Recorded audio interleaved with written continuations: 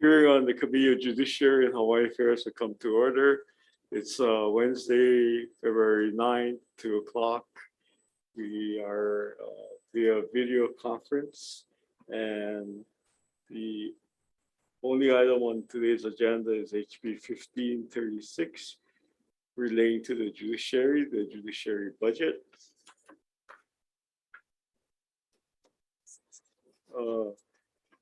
Vice Chair.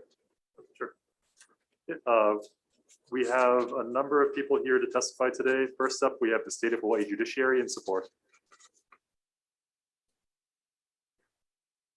Mr. Mick. And just to remind everyone, we're going to try to keep the testimonies to 2 minutes, but because we only have one bill on the agenda, we'll be a little lenient today.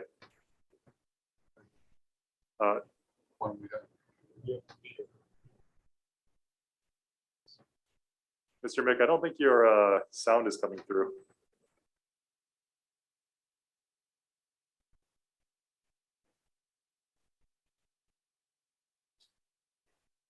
Oh, he's hearing us. Yeah, I'm not sure he's hearing us either.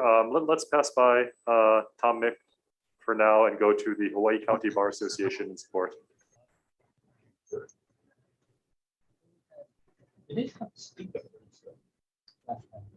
Mr. Rohrig, are you present?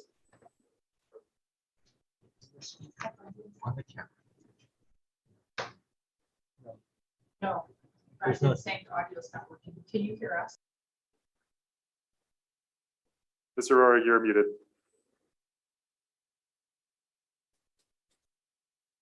Am I unmuted? Okay, I'm unmuted.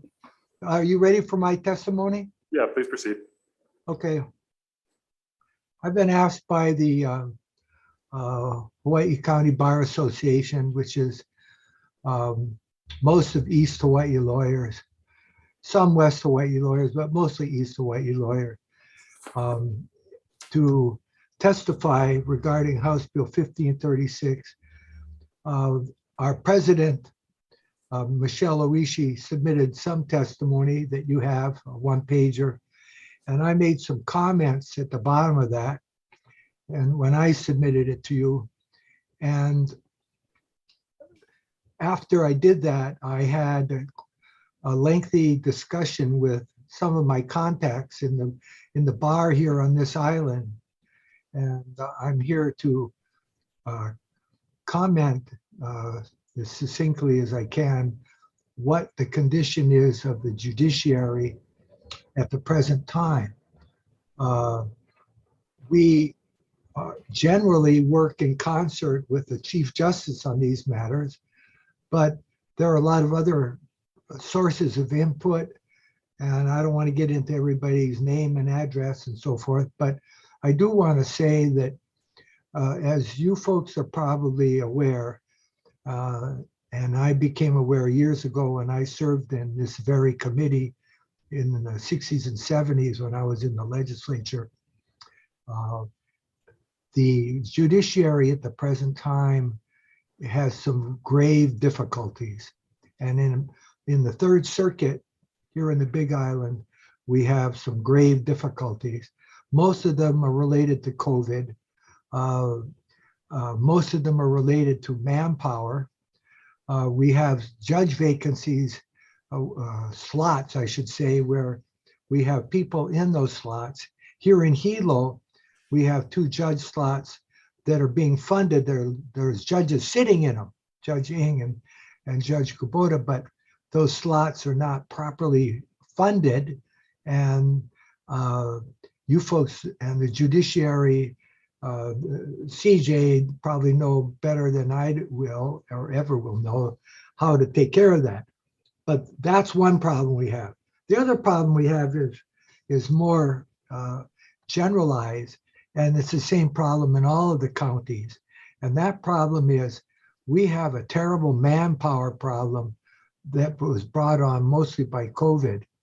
The more experienced staff all over this island, and I spent some time on this to try to professionally bring everybody up to speed to try to help the situation. The staff are not at full measure all over this island, probably all over all the counties. I just don't know about the Second Circuit or Fifth Circuit in Kauai, or you folks in the First Circuit. I just don't know all the details. But if the other circuits are anything like this island, you folks have a major operation that you have to deal with limited funds. And it's very unfortunate because as the state population expands, in particular this island, we have a huge island. We got people all over the place. We got all kind of misconduct that goes on daily and nightly, and homeless people. And the court system has to deal with it. And the court system has to deal with all the domestic matters. Thank you, Mr. Rourke. If you could start to conclude your testimony. Okay, to sum it up, whatever help you can give us in the funding in the Third Circuit, we would appreciate. We do not want you folks to treat us different than others, but we desperately need help, and we respectfully ask for your support. And one of the recommendations I make right at the end is it would be maybe useful, and maybe this is ongoing. We need maybe a team to travel the islands and get a handle on this. This is only a supplemental year, 2022. Get a handle on where the really big problems are, maybe prioritize them. Because if there is an overall plan, I don't know about it. And certainly in talking with our board members, they didn't know about it. Maybe you folks do, and I'm stating something that is already in motion, but whatever is going on, we appreciate your help. We know that you're working hard. We know that you folks have all kind of budgetary problems, and we want to support you, and we'll do whatever we can. If you folks you want to meet with somebody or you want us to try to help, we're here to try to give you a hand. And so I've been here, and I appreciate your cooperation. Thank you. Good, thank you. Mr. Mick, are you ready? Okay, Yes. we'll hear from the State of Hawaii Judiciary and Support. Mr. Mick, go ahead. Okay, can you hear me, Chair? Yes, we can hear you. Okay, fine, thank you. Good afternoon, Chair Nakashima, Vice Chair Matayoshi, and committee members. I'm Tom Mick, head of the Judiciary Policy and Planning Department. Today, I would like to just briefly summarize our written testimony for the Judiciary Supplemental Appropriations Bill. On the operating side, we have just 4 new budget requests totaling $961,000 and no new permanent positions. Specifically, we are requesting funds for salary increases for justices and judges recommended by the Commission on Salaries in 2019, but deferred until 2023 due to COVID. Next is a request for funding for an interstate compact coordinator position that was previously funded by the Probation Services Special Fund. However, that fund was eliminated by the legislature during the last legislative session. This position is especially important as it is responsible for monitoring all offenders entering and leaving the state of Hawaii who are on probation or on parole. Another request is for funding 2 judge positions in Hilo, for which the Senate deleted funding in fiscal year 20 because of COVID and the related economic downturn and state budget situation. These positions are integral to Third Circuit Court operations, and continued diversion of resources to pay for these positions has led and could continue to lead to the deferral of filling other judicial and staff vacancies, such as for probation officers, social workers, and clerical staff. Our last request, operating request, is funding for multi-factor authentication, which is an IT security enhancement that makes it more difficult for unauthorized persons to access judiciary technology resources as it requires 2 or more identification for such factors or for such access. This is especially important in today's world of hacking and ransomware. For bond funding, we are requesting $12.1 million for 6 projects, for 6 capital improvement program projects. To deal with safety and security of staff and the public at Kalamano Holly, which is our circuit court building on Punch Bowl. The first of these is for replacement of the entire fire alarm system, which is obsolete, beyond repair, and non-compliant with fire codes. And the second request is to upgrade and reconfigure the sheriff's station and take it out of public view, as well as address some other serious security deficiencies. We also have 2 requests related to our 2 downtown historic buildings, these being the Alialani Holly and Kappa Iva building. First, we are requesting to replace the seriously deteriorated roof and upgrade roof drainage to prevent leaks into offices at the Kappa Iva building. And second, to continue critical air conditioning replacement work on air conditioning equipment that is some 35 to 45 years old at Alialani Holly. Our last 2 CIP requests are for construction of a new courtroom in an existing space at Ho'opili Holly on Maui, where we have 9 judges for 8 courtrooms, and for a new supplemental chiller at the 24-hour, 7-day-a-week detention home in Kapolei to ensure essential after-hour air conditioning and to cover any power loss.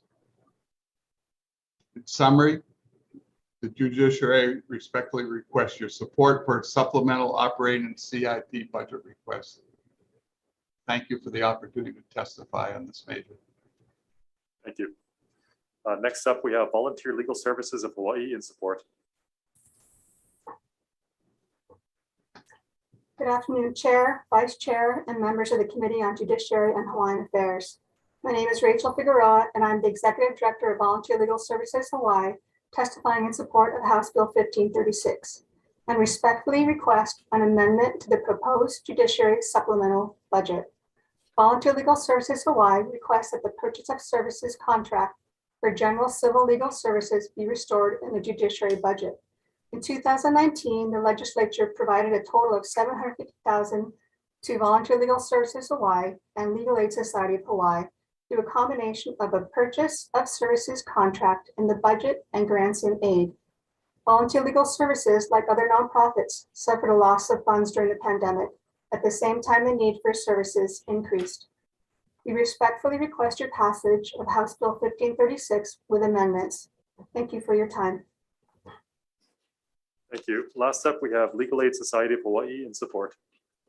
Aloha mai kako. My name is Naleni Fujimori-Kainen, the Executive Director with the Legal Aid Society of Hawaii.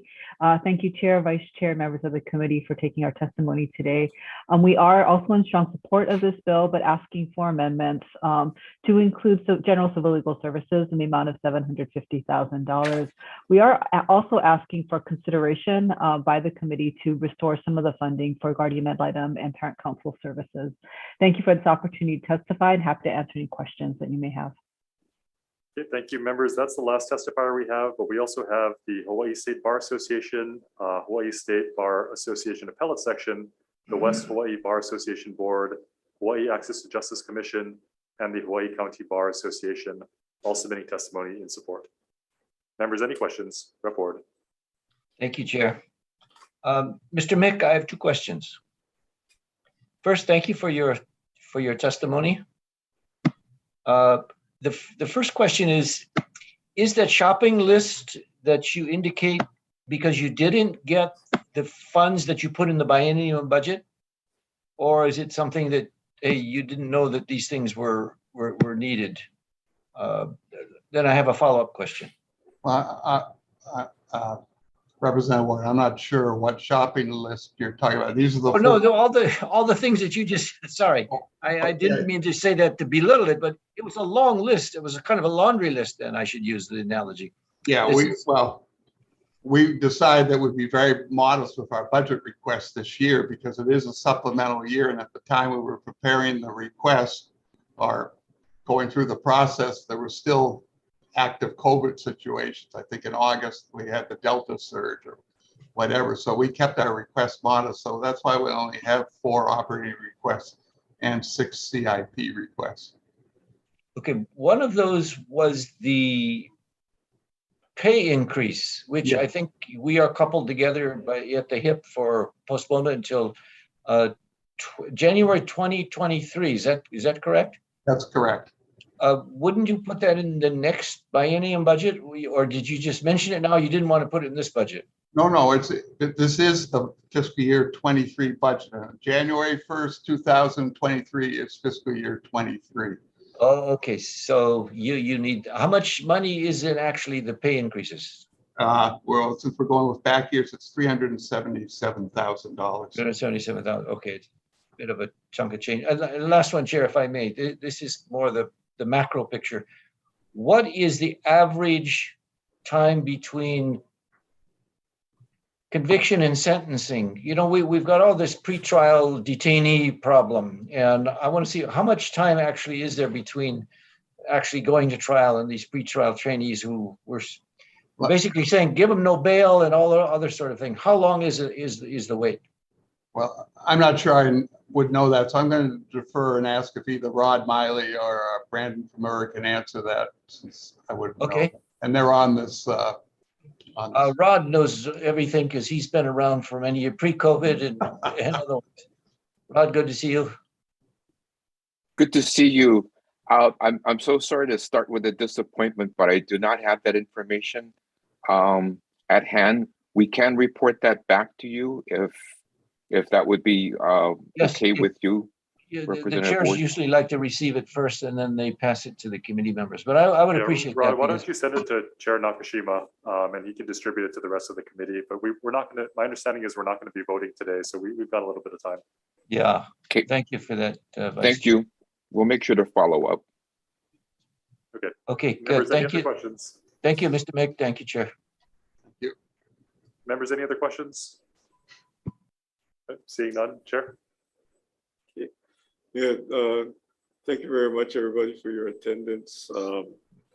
The chair will consult with the finance chair and schedule decision-making for a later date, and we will renotice decision-making on this matter once I have consulted with the finance chair. Okay. If there are no other business before us, we can adjourn. Thank you.